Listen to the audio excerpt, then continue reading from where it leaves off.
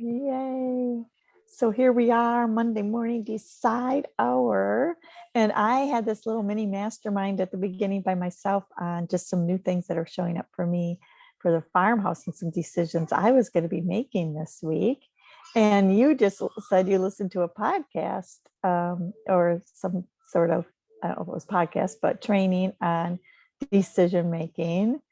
So just anything new popping up for you on, good things to consider as we're deciding, and especially deciding for our week ahead, right?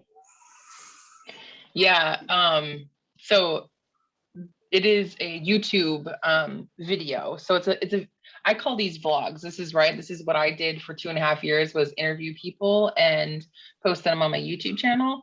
And I would call it a vlog. So it's interviews that I'm watching of deep thinking. It's called Impact Theory. And they were him and his person that he's interviewing. I don't even know this guy's name. Maybe it's Jason.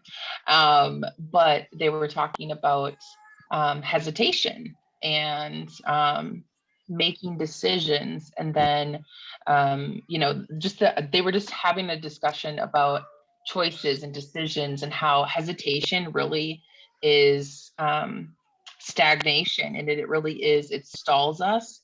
And in some cases, can be detrimental, right? We miss out on things that were meant for us. Mhm. We, you name it. There's different scenarios that we can think of. That FOMO is what they were just talking about. I was like, oh, I could talk about FOMO all the time, which is the fear of missing out, right? But he was talking about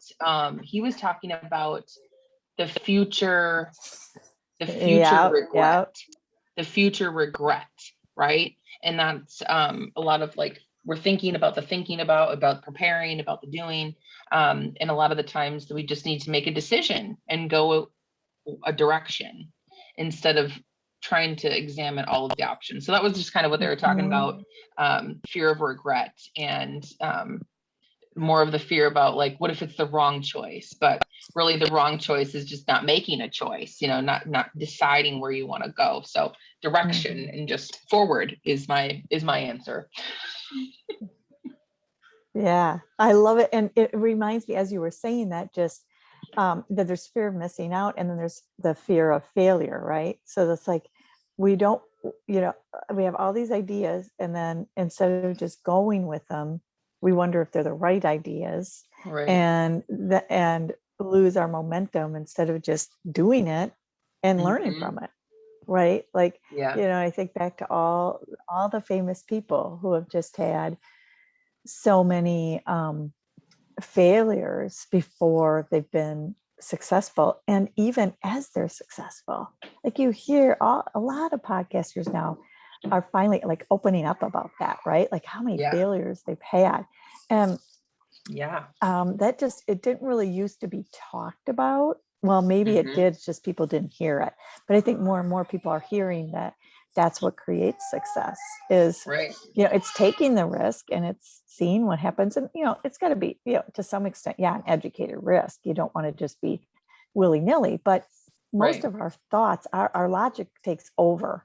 And so we usually don't have to, it's more about using our imagination and creatively moving forward, because our logic will stop us from doing anything too crazy, Right. So it's good protection. Exactly.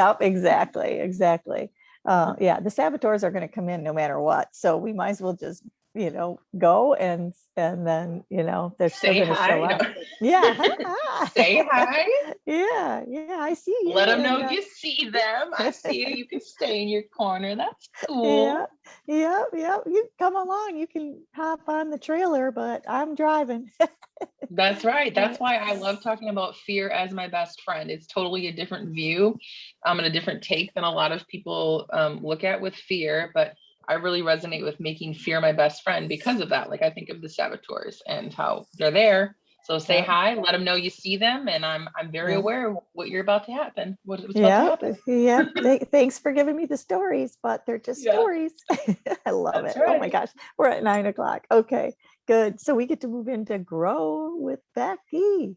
Yes, thank you, Coach K. Oh yeah, I have control now. Yay. Yeah.